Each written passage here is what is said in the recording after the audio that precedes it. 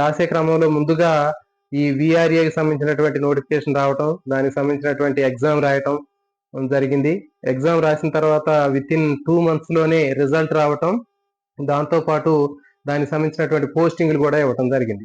So మరి నేను డిఎస్సికి చేసినటువంటి ప్రిపరేషన్ ఏదైతే ఉందో అది మొత్తం కూడా నాకు ఈ విఆర్ఏ జాబ్ రావడానికి ఉపయోగపడింది. 100 మార్కులకు పెట్టినటువంటి టెస్ట్ లో నాకు 70 మార్కులు రావడం జరిగింది. కాబట్టి మాది గ్రామ స్థాయిలో నిర్వహించినటువంటి ఆ పరీక్షకు నేను మొదటి ర్యాంకులో సెలెక్ట్ అవటం జరిగింది. సో ఇది దానికి సంబంధించినటువంటి అపాయింట్మెంట్ ఆర్డర్. కాబట్టి మరి ఆ గ్రామ స్థాయిలో కూడా చాలా గట్టిగా ఉన్నటువంటి పోటీ అనేది అక్కడ ఉంది. మరి మా ఊరిలో ఆ చిన్న ఉద్యోగం అయినప్పటికీ కూడా చాలా మంది, దాదాపు సుమారుగా 15-20 మంది అప్లై చేయడం జరిగింది. మరి అందరికంటే నాకు ఎక్కువ మార్కులు వచ్చి ఫస్ట్ ర్యాంక్ ని సాధించాను. మరి ఈ విధంగా సాధించడంతో నాకు ఒక కాన్ఫిడెన్స్ అనేది వచ్చింది. అంటే నేను ఖచ్చితంగా రాబోయేటటువంటి డిఎస్సిలో ఖచ్చితంగా జాబ్ను సాధిస్తాను అనేటటువంటి ఒక కాన్ఫిడెన్స్ అనేది నాకు ఈ రాసినటువంటి విఆర్ఏ అనేటటువంటి ఈ జాబ్ లో వచ్చినటువంటి ర్యాంక్ అనేది నాకు ఉపయోగపడింది. అదేవిధంగా ఈ డిఎస్సి నోటిఫికేషన్ కంటే ముందు 1 నెల ముందు టెట్ కి సంబంధించినటువంటి నోటిఫికేషన్ వచ్చింది. ఆ టెట్ కూడా రాశాను. టెట్ లో కూడా నాకు మంచి మార్కులు రావడం జరిగింది. అంటే దాదాపు 104 మార్కులతోటి నేను టెట్ ని స్కోర్ చేయడం జరిగింది. మరి నాకు గతంలో ఉన్నటువంటి ఆ ఎస్జిటికి సంబంధించినటువంటి ప్రిపరేషన్ గతంలో 2009లో నేను ఎస్జిటికి ప్రిపేర్ అయ్యాను. మరి అక్కడ కూడా కేవలం 2 మార్కులతోటి నేను ఆ ఎస్జిటి పోస్ట్ మిస్ అయ్యాను 2009లో. దానికి కారణం ఏంటి అంటే 2009లో చాలా పోస్టులు ఉన్నాయి.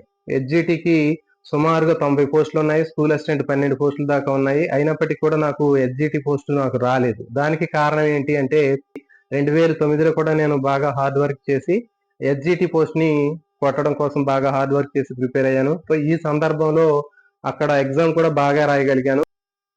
3rd క్లాస్ నుంచి 8th క్లాస్ 9th క్లాస్ వరకు ఉన్నటువంటి తెలుగు అకాడమీకి సంబంధించినటువంటి టెక్స్ట్ బుక్స్ మొత్తం కూడా స్కూల్ లెవెల్లో ఉన్నటువంటి ప్రతి ఒక్క బుక్ ని కూడా లైన్ టు లైన్ నేను నోట్స్ తయారు చేసుకుని ప్రిపేర్ అవడం జరిగింది. కాబట్టి నేను బాగానే రాయగలిగాను. కానీ 1-2 మార్కులు తేడాతోటి నేను ఆ ఎస్జిటి పోస్ట్ ని మిస్ అయ్యాను. ఎందుకు మిస్ అయ్యాను అంటే 2009లో డిఎస్సి ఎగ్జామ్ జరిగిన తర్వాత ఉన్నటువంటి పోస్టుల్ని 70% టీటీసీ చేసినటువంటి వాళ్ళతోటి ఫిల్ చేయటం, తర్వాత మిగిలినటువంటి 30% బీఈడి చేసిన వాళ్ళతోటి ఫిల్ చేయడం జరిగింది. సో ఆ క్రమంలో నేను 2009లో కూడా డిఎస్సిని మిస్ అవ్వటం జరిగింది.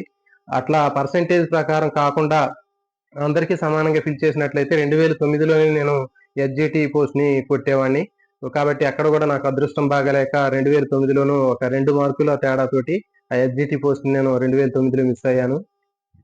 అప్పటి నుంచి కూడా మళ్ళీ ఖచ్చితంగా డిఎస్సిని సాధించాలి అనేటటువంటి ఒక కసి పట్టుదలతోటి నేను మళ్ళీ నా యొక్క ప్రిపరేషన్ ని కంటిన్యూ చేస్తూనే ఉన్నాను. సో కాబట్టి 2012లో ఎప్పుడైతే ఈ నోటిఫికేషన్ పడిందో స్కూల్ అసిస్టెంట్ కు సంబంధించినటువంటి పోస్టులు కేవలం 5 పోస్టులు ఉన్నప్పటికీ కూడా నేను ఖచ్చితంగా 5 పోస్టులు ఒక పోస్ట్ ఖచ్చితంగా కొడతాను అనేటటువంటి కాన్ఫిడెన్స్ నాకు విఆర్ఏలో వచ్చినటువంటి ఫస్ట్ ర్యాంక్ కానివ్వండి, లేకపోతే టెట్ లో వచ్చినటువంటి 104 మార్కుల స్కోర్ కానివ్వండి బాగా ఉపయోగపడ్డాయి.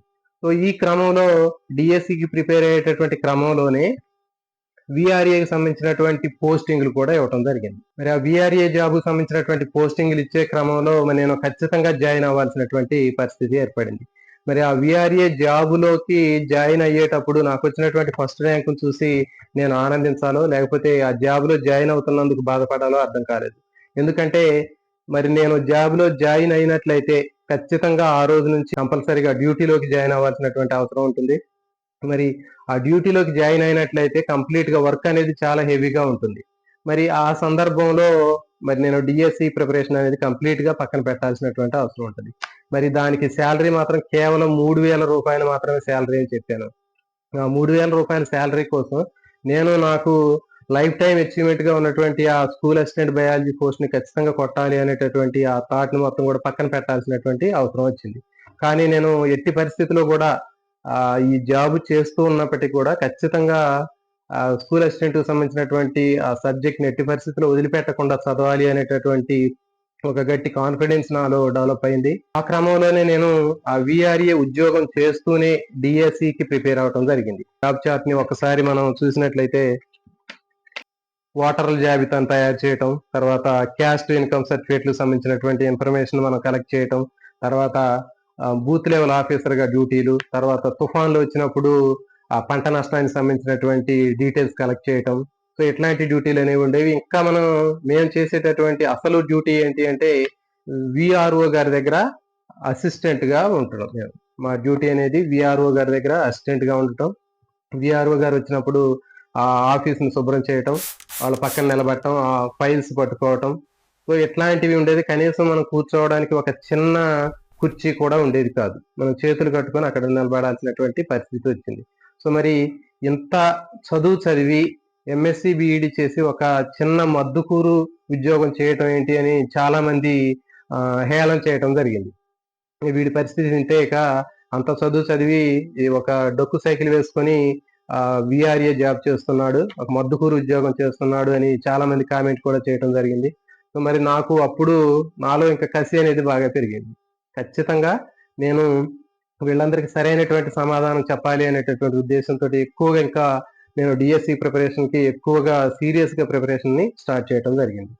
అయితే ఈ క్రమంలోనే వివిధ రకాలైనటువంటి డ్యూటీలు అంటే నీలం తుఫాన్ అనేటటువంటిది రావడం జరిగింది. అదే టైంలో మరి ఆ నీలం తుఫాన్ అనేటటువంటి ఆ తుఫాన్ వచ్చినప్పుడు పంట నష్టం జరిగింది. ఆ పంట నష్టం అంచనా వేయటం కోసం వివిధ రకాలైనటువంటి రైతులతో పాటు పంట పొలాలకు వెళ్ళడం, ఆ పంట పొలాల్లో జరిగినటువంటి నష్టాన్ని అంచనా ఉంటుంది. ఎవరైతే ఒక ప్రయత్నంలో బాగా హార్డ్ వర్క్ చేశారో వాళ్ళకి అప్పుడు ఉన్నటువంటి సబ్జెక్టు సంబంధించినటువంటి నాలెడ్జ్ అనేది మనకి రాబోయేటటువంటి డిఎస్సిలో కానివ్వండి, రాబోయేటటువంటి ఉద్యోగంలో కానీ మనకి ఖచ్చితంగా మనకి అవకాశాన్ని కల్పించే విధంగా ఉంటుంది. ఆ సబ్జెక్ట్ అనేది మన అందరికి కూడా గుర్తుంచుకోవడానికి ఎక్కువగా అవకాశం ఉంటుంది. సో నేను చేసినటువంటిది అదే విధంగా చేశాను. 2009లో నేను ఎప్పుడైతే ఆ ఎస్జిటికి బాగా ఘోరంగా చదివి ఆ జాబ్ మిస్ అయ్యానో, మరి అప్పుడు మళ్ళీ 2012 నెక్స్ట్ డిఎస్సికి ఎలాంటి ఎస్జిటి రాయడానికి అవకాశం లేదు. అయినప్పటికీ మరి ఆ టెట్ అనేటటువంటి ఎగ్జామ్ రూపంలో నాకు ఎస్జిటి మీద ఉన్నటువంటి గ్రిప్ తోటే నేను టెట్ లో సక్సెస్ ని సాధించడం జరిగింది. కాబట్టి ఆస్పిరెంట్స్ మీరు కూడా రాబోయేటటువంటి డిఎస్సిలో సక్సెస్ ని సాధించాలంటే ఖచ్చితంగా మీ యొక్క పోరాటాన్ని ఈ రోజు నుంచే స్టార్ట్ చేయండి. ఖచ్చితంగా రాబోయేటటువంటి డిఎస్సిలో మీరు ఖచ్చితంగా సక్సెస్ అవుతారు. ఒకవేళ మిస్ అయినప్పటికీ కూడా మనం నిరాశ చెందాల్సినటువంటి అవసరం ఉండదు. దీనికంటే మంచి అవకాశాలు రావచ్చు. ఎందుకంటే చెప్తున్నాను, నేను 2009లో నాకు ఎస్జిటి వచ్చినట్లయితే అప్పుడు మరి నేను ఇప్పుడు ప్రజెంట్ ఉన్నటువంటి స్కూల్ అసిస్టెంట్ పోస్ట్ లో ఉండేవాడిని కాదు. అదే విధంగా 2012లో నాకు ఈ స్కూల్ అసిస్టెంట్ పోస్ట్ కంటే ముందు ఉన్నటువంటి ఆ మద్దుకూరు విఆర్ఏ అనేటటువంటి జాబ్ లో ఉన్నప్పుడు నాకు ఈ జాబ్ చాలు, నా వల్ల కాదు, నేను చదవలేను అని అనుకున్నట్లయితే నేను ఈ స్కూల్ అసిస్టెంట్ పోస్ట్ లో ఇప్పుడు ఉండేవాడిని కాదు.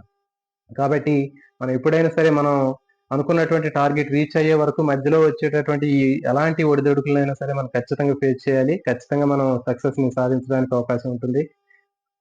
కాబట్టి ఏది జరిగినా మన మంచి కోసమే అనుకోవాలి. ఆ విధంగా పాజిటివ్ గా థింక్ చేసినట్లయితే మనం సక్సెస్ ని సాధించడానికి అవకాశం ఉంటుంది. మనం మన హెల్త్ పరంగా కూడా మనం చాలా ఆరోగ్యంగా ఉండగలుగుతాము. ఎప్పుడైతే మనం నెగిటివ్ థింకింగ్ మనం డెవలప్ చేసుకుంటామో మన హెల్త్ కూడా ఖరాబ్ అవుతుంది. రాబోయేటటువంటి డిఎస్సిలో కూడా మనం ఖచ్చితంగా సక్సెస్ సాధించడానికి 0% ఛాన్స్ ఉండే అవకాశం ఉంటుంది. మరి నేను 2009లో నాకు ఎస్జిటి వచ్చినట్లయితే అక్కడే ఉండేవాడిని.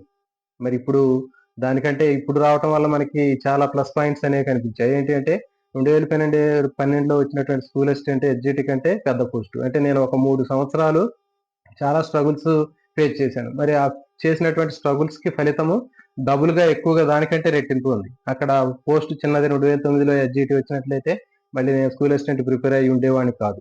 మరి దానికంటే ఇది మంచి పోస్ట్. తర్వాత అక్కడ 2-3 ఇయర్స్ అప్రెంటిస్ కూడా చేయాల్సినటువంటి అవసరం ఉంది ఆ టైంలో 2009లో. కానీ మరి 2012కి వచ్చేసరికి ఎలాంటి అప్రెంటిస్ లేకుండానే డైరెక్ట్ గా పోస్టింగ్ ని ఇవ్వటం జరిగింది. అదే విధంగా మళ్ళీ నేను 3 సంవత్సరాలు 2009 నుంచి 12 వరకు 3 సంవత్సరాల్లో సర్వీస్ కూడా లాస్ అయ్యాను అని అనుకుంటే ఆ 3 ఇయర్స్ కూడా సర్వీస్ ని 58 నుంచి 61కి చేయటం జరిగింది. సో కాబట్టి యాస్పిరెంట్స్ కి అందరికీ చెప్పేది ఏంటి అంటే మనం ఒకసారి మనం ప్రిపేర్ అయినటువంటి ఆ డిఎస్సి అనేటటువంటిది ఒకసారి లాస్ అయినప్పటికీ పోయినప్పటికీ కూడా మనం నిరాశ చెందకుండా ఏది జరిగినా మన మంచి కోసమే. రాబోయేటటువంటి రోజుల్లో దీనికంటే మంచిగా బెటర్ ఛాన్స్ ఉండే అవకాశం ఉంటుందేమో అని మనం అనుకొని చదివినట్లయితే ఖచ్చితంగా రాబోయేటటువంటి రోజుల్లో దీనికంటే బెటర్ ఛాన్స్ అనేది మనకి రావడానికి అవకాశం ఉంటుంది. సో కాబట్టి యాస్పిరెంట్స్ అందరూ కూడా ఈ ఉద్దేశంతో మీరు ఖచ్చితంగా మీ యొక్క ప్రిపరేషన్ ని స్టార్ట్ చేయండి. ఎప్పుడు కూడా పాజిటివ్ గా థింక్ చేయండి. కాన్ఫిడెన్స్ గా మీరు డిఎస్సి చదవండి. ఖచ్చితంగా మీరు సక్సెస్ సాధిస్తారు. పరిస్థితులు మనల్ని ఆపాలని ప్రయత్నం చేసినా మన యొక్క పట్టుదలే మన యొక్క భవిష్యత్తుని నిర్ణయిస్తుంది. సో కాబట్టి ప్రిపేర్ అయ్యేటటువంటి ఆస్పిరెంట్స్ ఎవరైనా సరే ఖచ్చితంగా మీరు డిఎస్సి కానీ ఏ కాంపిటేటివ్ ఎగ్జామ్స్ కానివ్వండి చదివేటప్పుడు కాన్ఫిడెన్స్గా ఉండండి, మంచిగా హార్డ్ వర్క్ చేయండి. ఖచ్చితంగా పాజిటివ్గా ఉన్నట్లయితే ఖచ్చితంగా రాబోయేటటువంటి ఏ కాంపిటేటివ్ ఎగ్జామ్స్ అయినా సరే మనం ఖచ్చితంగా సాధిస్తాము. ఈ సక్సెస్ స్టోరీ మిమ్మల్ని ఇన్స్పైర్ చేసినట్లయితే వీడియోకి ఒక లైక్ చేయండి. అదేవిధంగా నా యొక్క ఈ ఇన్స్పిరేషనల్ స్టోరీ మీ ఫ్రెండ్స్కి ఉపయోగపడుతుంది అంటే వాళ్ళకి షేర్ చేయండి. అదేవిధంగా రాబోయేటటువంటి డిఎస్సిలో నేను సక్సెస్ని సాధిస్తాను అనేటటువంటి కాన్ఫిడెన్స్ మీకు ఉన్నట్లయితే I will success in upcoming DSC 2026 అని కామెంట్ చేయండి. All the best. Thank you for watching.